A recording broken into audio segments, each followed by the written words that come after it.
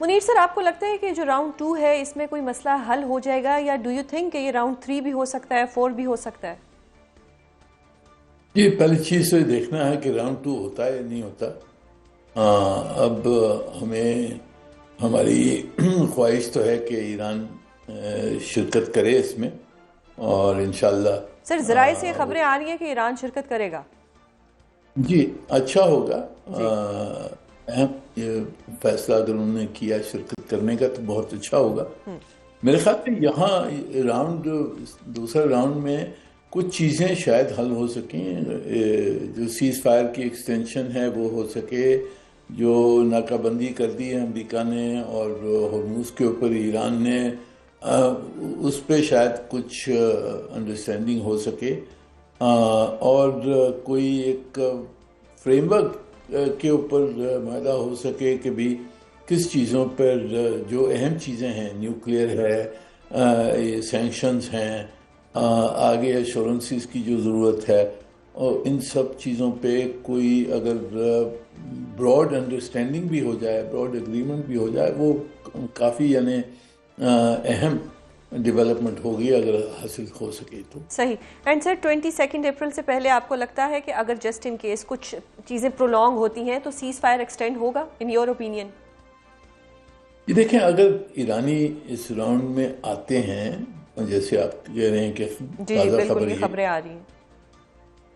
अगर वो आ जाते हैं और ये सेकंड राउंड होता है तो फिर लाजमी है कि सीज फायर को एक्सटेंड करना होगा, क्योंकि वो तो कल ख़त्म हो जाएगा वेडनेसडे तक।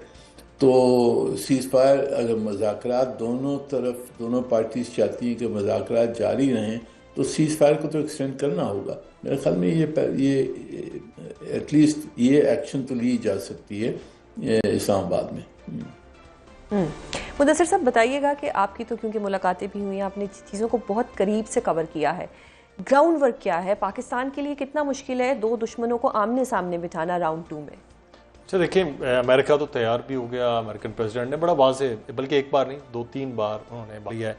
ईरानियन के जो आज सुबह उनके तर्जमान वज़ारत ख़ारजा को उनकी बात थी, अच्छा वो उसको अगर थोड़ा हम उर्दू से हट के इंग्लिश में वो नॉट येट का लफ्ज़ सुबह भी, और हम कुछ जर्नलिस्ट उस वक्त मॉर्निंग में भी ये बात कर रहे थे कि अभी तक जो उस वक्त था कि अभी तक उन्होंने ये कुल्ली इनकार नहीं था कि, और इस पे अभी कोशिशें भी हो रही हैं। उसके बाद वज़ीर आज़म की भी बात हुई है, बाकी भी अब कुछ मामला बात हो रही है। तो मेरा ये ख्याल है कि ईरानी आएंगे, क्योंकि जंग बंदी सिर्फ और सिर्फ तभी मुमकिन है कि जब आप बैठेंगे, और अगर जंग बंदी के लिए बैठेंगे नहीं तो फिर इसका मतलब है कि जंग के लिए तैयार। तो मुज़ाकरात के दौरान ही अटैक किया यूएसए ने, उसके बाद दोबारा भी जो खबरें आई हैं कि जो राउंड 1 हुआ है उसमें भी सब कुछ फाइनल होने वाला था, देन ये ज़राए की खबरें हैं कि जी मतलब ट्रंप साहब ने कॉल की और जेडी वैंस को जाना पड़ा। बिल्कुल एक फाइनल ड्राफ्ट जो था वो साइन होने वाला था। बाद में भी चीज़ें सामने आ गई थी कि जो उनकी यूरेनियम अफजूदगी का मसला है उसके ऊपर है, उनके न्यूक्लियर वेपन्स के मामलात है उसके ऊपर ईरान किसी भी तरह से पीछे नहीं हटना जा रहा। और उसके बाद मुसलसल ट्रंप साहब की जो तकारीर हैं वो इसी चीज़ के ऊपर थी।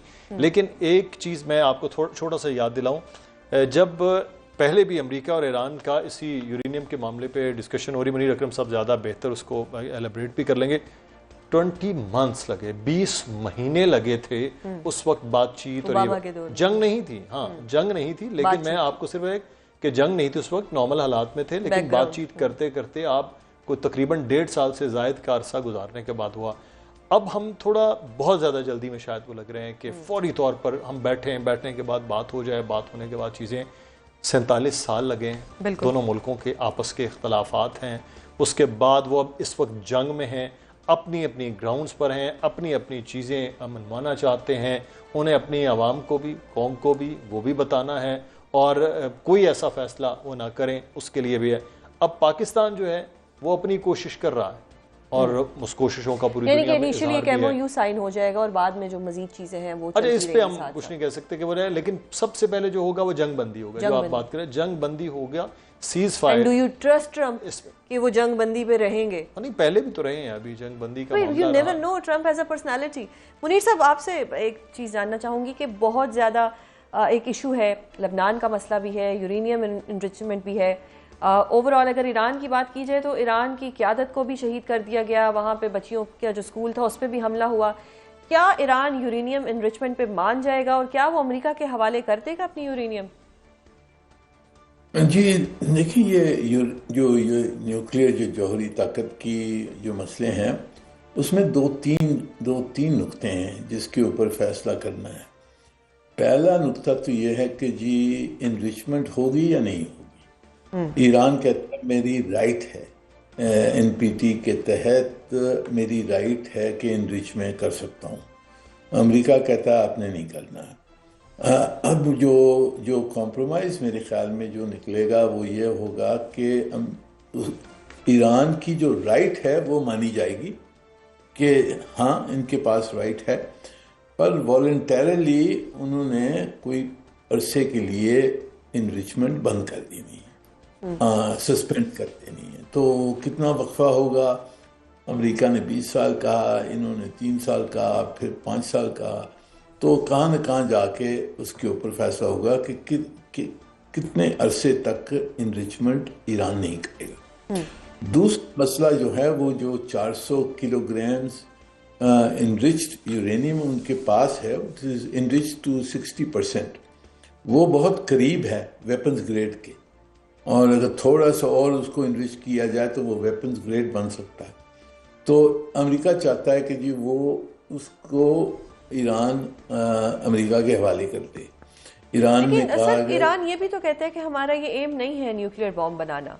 जी, पर वो जो मटेरियल है वो कहते हैं हम अमेरिका को नहीं देंगे। पिछली मर्तबा इनके पास कोई 60-70 ग्राम थे, वो किलोग्राम्स थे, वो उन्होंने रूस को दे दिए थे। तो sir don't you think this is justified कि अगर वो कहते हैं कि हम अमेरिका को नहीं देंगे? जी बिल्कुल, वो तो उनकी मर्जी है।